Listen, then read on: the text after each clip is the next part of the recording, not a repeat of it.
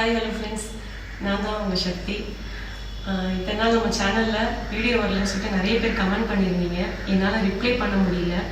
ஏன்னா சீரியஸ் எடுக்காமல் இருக்கிறது எனக்கே ரொம்ப சேடாக தான் இருக்குது. ஆக்சுவலி ரொம்ப ரொம்ப ரொம்ப கஷ்டமாக இருக்குது. என்னடா ஸ்கிரிப்டெல்லாம் எழுதி வச்சுருக்கோம், எபிசோட் எடுக்க முடியல அப்படின்ட்டு. ஆனால் எங்ககிட்ட ஃபண்ட் இல்லை. இத்தனை நாள் எங்கள் ப்ரொடியூசர் சார் எங்களுக்கு ஃபண்ட் கொடுத்துட்ருந்தாங்க. இப்போ கொடுக்க முடியல அவராலையும். ஸோ என்ன பண்ணுறது யோசிச்சு ஒரு மாதிரி ஆகிட்டோம்.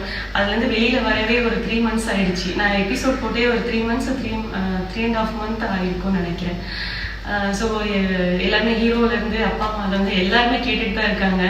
ஸோ எனக்கு எல்லாருக்கிட்டையுமே இதுதான் சொல்கிறேன், ஃபண்டு இல்லை அப்படி தான் சொல்லிகிட்ருக்கேன். எனக்கு என்ன பண்ணுறதுனே தெரியல. ஏன்னா நீங்கள் பார்த்தீங்கன்னா நான் செம்ம ஜோடி ஸ்டார்ட் பண்ணப்போ நிறைய செலவு பண்ணி எடுத்திருக்கோம். எல்லாருமே சொல்றாங்க, நீங்க உங்களுக்கு என்னங்க ஒரு கேமரால ஷூட் பண்ணி அதை எடிட் பண்ணி போட போறீங்க அப்படின்னு நினைப்பாங்க. அப்படி கிடையவே கிடையாது. ஒரு ஆர்டிஸ்ட செலக்ட் பண்ணணும். அவங்க என்ன பண்ணுவாங்க, நம்ம சொல்ற டைமுக்கு வர மாட்டாங்க. இந்த டைம்ல நான் அவைலபிள் இல்லை, நடிச்சுட்டு இருக்கவங்களே இல்லைன்னு சொல்லுவாங்க.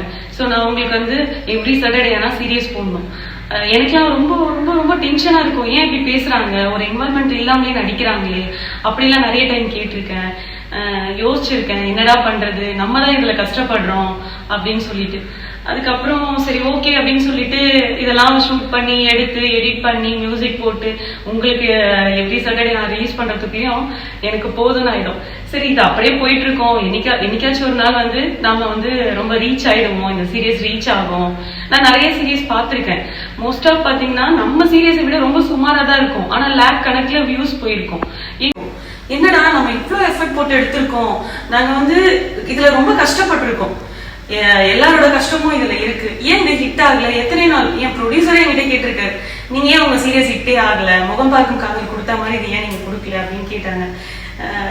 சார் கண்டிப்பா நிச்சயமா ஹிட் ஆயிடும் சார் அப்படிதான் எப்பவுமே சொல்லுவேன். அதுக்குள்ள இந்த ஃபண்ட் விஷயம் இதெல்லாம் போயிடுச்சு. எனக்கும் என்ன பண்றது தெரியல.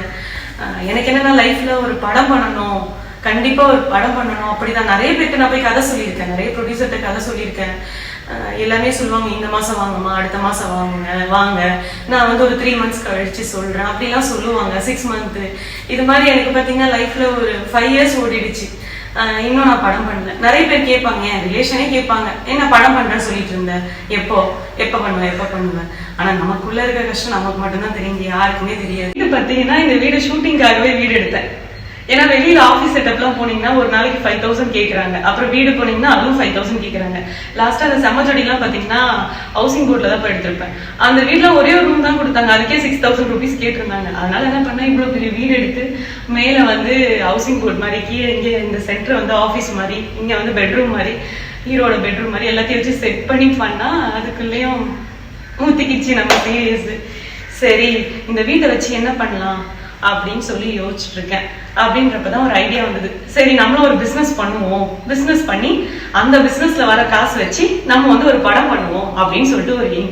நான் போய் என் ஃப்ரெண்ட்ட சொன்னேன், நான் இந்த மாதிரி பண்ண போறேன்டா அப்படின்னு. உனக்குன்னு என்ன இருக்கு, எனக்குன்னு என்ன இருக்கு, எனக்குன்னு இப்ப எதுவும் இல்லை அப்படின்னு சொல்லிட்டு சொன்னேன். அப்புறம் தான் அவன் சொன்னான், எனக்குன்னு 4 லட்சம் சப்ஸ்கிரைபர் இருக்காங்க அப்படின்னு சொன்னான். அப்பதான் ஒரு ஐடியா வந்தது, சரி என்ன பண்ணலாம் அப்படின்னு சொல்லிட்டு வெளியில போய் பிசினஸ் எதனா பண்ணலாம்னு சொல்லிட்டு ஐடியா கேட்டா எல்லாம் பாத்தீங்கன்னா 10 லட்சம் 15 லட்சம் 25 லட்சம் அப்படின்றாங்க. அவ்வளவு காசுலாம் நம்ம கிட்ட இல்ல. சரி அதான் என்ன பண்ணலாம்னு யோசிச்சுட்டு நான் என்ன பண்றேன், கொஞ்சம் காசு வச்சு ஒரு சாரி பிசினஸ் பண்ணலாம் அப்படின்னு சொல்லிட்டு என்கிட்ட இருக்க காசை வச்சு வாங்கினேன். உங்ககிட்ட இருக்கிற காசை வச்சு நீங்க வாங்கினீங்க மேடம்? இல்ல கடன் வாங்கியிருக்கேன். அதனால கடன் வாங்கி இப்போ கொஞ்சமா, ஏன்னா நிறைய கடன் வாங்கி இதுல போட்டு கொஞ்சம் லாஸ் தான் ஆயிருக்கும்.